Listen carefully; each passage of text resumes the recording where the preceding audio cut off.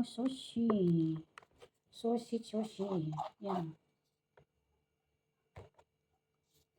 Lalagyan ko siya ng ano, laman niya chicken. Giniling na chicken. Hindi pa ako nakakagiling.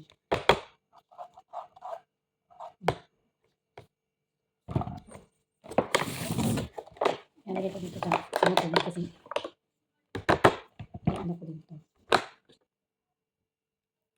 Ganito ang trabaho ko, mga lalabs.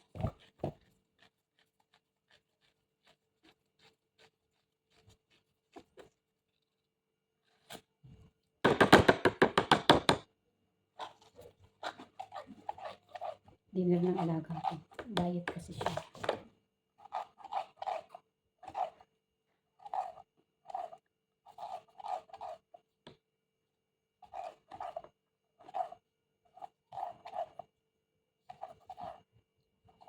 Shout out sa inyong lahat dyan, mga lalabs. Shout out sa inyong lahat. Habang tayo ay busy. busy tayo. Ayan na, wala na. Diba? Ano makita? Ano kasi in time? Time is 1 o'clock a.m. Alauna ng madaling araw. Diyan sa Pinas, alas 5 na. Alas 5 na ba? 2, 4, 5. Tama, alas 5. Alas 5 na dyan sa Pinas. Dito is alauna pa lang ng umaga, ng madaling araw. Kaya, busy si Inday. Kaya pasensya na kayo mga lalabs. Kung minsan hindi tayo nakakapunta sa inyong mga channel. Dahil tayo ay busy mga lalabs. Kaya pasensyahan nyo na si Inday. Pagpasensyahan nyo na si Inday mga lalabs. Ayan. Kaya busy na si Inday. Busy si Inday. Ang hirap mag-ano. Ito yung tinatawag dito sa ano. Tinatawag dito sa Middle East ay, ang tawag dito ay kusa. Kusa. Tapos, ang English niya ay Sausage. Nabulong si Inday. Nabulong si Inday. Sausage. Ano naman pala bang ko ito? Ano? Chicken. Gigiling ako ng chicken. Gigilingin ko pa yung chicken. Tapos, ilalagay ko sa ilalim. Tapos, mamaya lutuin ko. Alas 3 pa ng madaling araw kakain ng alaga ko. Alam niyo bang, may mga timbang-timbang to. Diet kasi alaga ko. Diet sila dito. Kung mga diet. Ay, nabutas. Na-over. Ito kasi hindi ko itapon. Gigisa ko siya. Diba? Kaya, nabutas. I-oven ko pa to. Mga lalabs. Dito, trabaho natin. Ang trabaho natin, nabutas na siya. Hindi siya naging Manila. Ay, hindi siya naging naging mabutas. Nabutas na siya. Hindi siya malabon. Dami kong gagawin mga lalabs. Kaya, habang marami akong daldal muna si Inday, diba? Daldal muna si Inday. Habang nagtatrabaho si Inday. Kaya, trabaho si Inday. Habang nagtatrabaho si Inday, daldal siya. Diba, mga lalabs? Sabi niya, lahat ang natututunan ko dito ay niluto ko dyan. Mahal, ewan ko kung mahal, meron sa atin ito. Dyan sa Pinas. Hindi ko alam. Para siyang maliit na upo. Upo ba? Ano ba? Ano ba tawag dito? Ano dito? Lalagyan ko siya ng chicken. Without chicken. Without chicken tuloy. Lalagyan ko siya ng chicken sa loob. Kulang, makakulang to. Sabi niya 600. 600 daw yung timbang. 600 daw ang timbang. Timbangin natin mga lalabs. Okay. Kapag ma-short. Timbangin natin kung ilan ang timbang bago natin hugasan. Kasi 600 daw without Oh my gosh, 392. Kulang. So, it means, hugasan ko muna mga lalabs, ha? Hugas muna.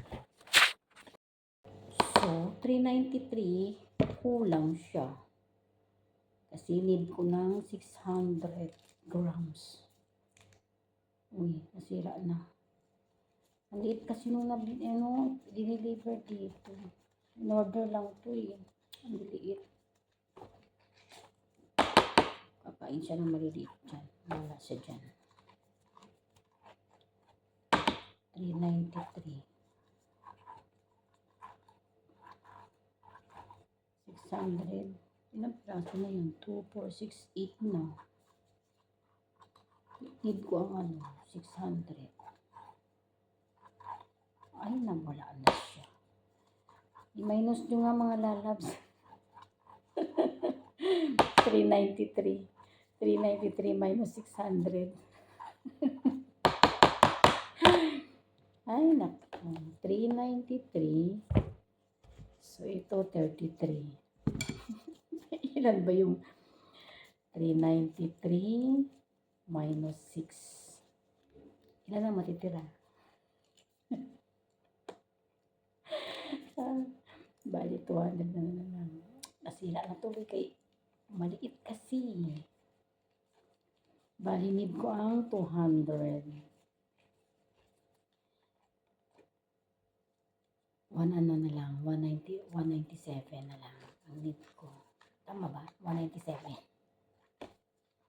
Tama ba yung kwintada ko? 197. Kasi kulang na lang 400, di ba? 400 na lang, di ba? 290 lang. Hindi, tama. 197 na lang kulang, di ba? Uy, kulang. Ang dami pang kulang. 600. Ano pa lang ito? Ano ba ito? Tama, di ba? 197. Ang kulang ko, di ba? Sa 393. Di ba? Tama ba? Nagiging siya, Inday. Nag-mathematics pa si Inday.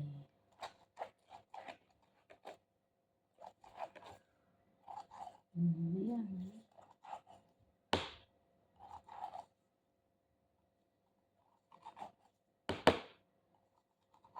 Need ko ang 63 pa lang siya. Need ko ang 100 plus. 197. Wala siya dyan. 100 pa lang. Diyos ko rin marimang. Ang dami nito. Mauubos ba niya to? Sabagay hindi siya kakain mga lalabs. Wala siyang kakainin na kanin. Kundi, nasira na tuloy. Kasi ang liit-liit eh. Liit-liit. Diba? Ang liit-liit niya.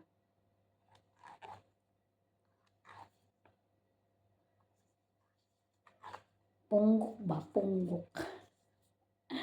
Punggok. Kaliit-liit. Ang liit-liit nito eh.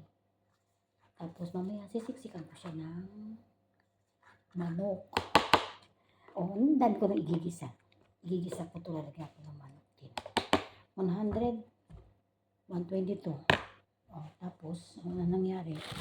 Lahat ba? Ang dami. So, 122 plus 9 plus nabobo na si Inday. 190 na 122 plus 3 4 4 5 22 plus minus 7 500 pa lang. Kwento pa si Inday. Uy, sabihin ko 500 lang. Ang dami na. Dami na dito.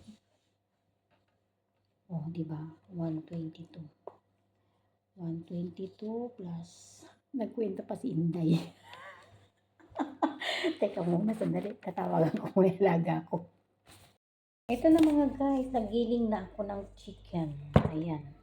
Giniling ko na siya, mga lalabs. Ngayon, kikiluhin natin yung chicken. Need ko ang 250 grams. Giniling ko lang siya sa machine. Ano ba yun? Yung gilingan ng kamatis. Ayan. Kailangan ko ng 250. Uy, ibig sabihin maliit lang. Ayan. Ang daming sobra. Adi yung sobra. Ilalagay ko lang sa Ayan. Maraming sobra. Ngayon, ilalagay natin dito sa sushi. Yung tawag dito, chicken. Ilagay natin dito. Para, ayan. Dito ko siya isasalang. May tubig. Asan na ba? Wait lang.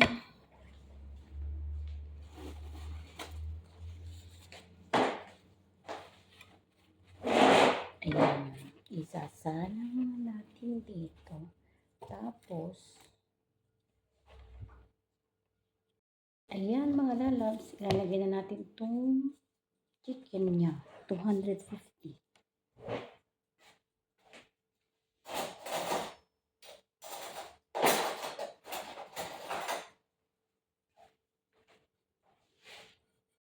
Ayan mga lalabs, ilalagay natin yung chicken na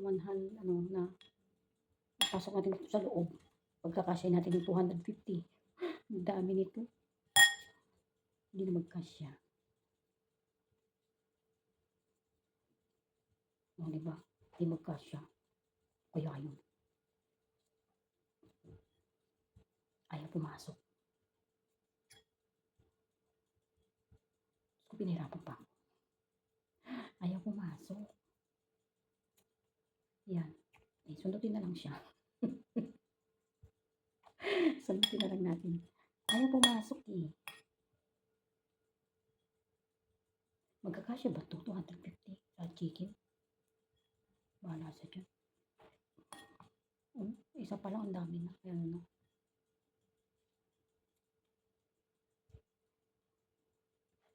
$250 daw.